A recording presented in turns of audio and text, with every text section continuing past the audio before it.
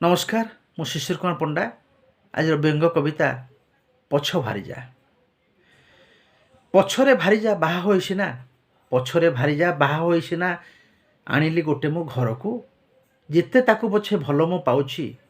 मन से दौछि परकू सेदिन देखिली बेल बुड़ू बुड़ू धर्म भाईता आसिला अनुभव जहा करिली से तो मो ठारू भल बासिला जीवी बोली 8 दिन है जीवी बोली 8 दिन है जाऊना घर छाड़ी भारीजा रांधिकी खुशी रे दौची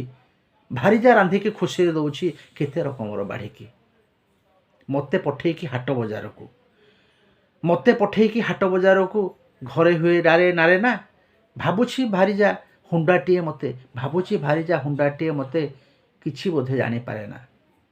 सबु जानी मते अजଣା परिका सबु जानी मते अजଣା परिका रहिबाकू हुए मौन कि बुद्धि करिले से शलाटा जीव कि बुद्धि करिले से शलाटा जीव बंधु माने मते कहून धन्यवाद।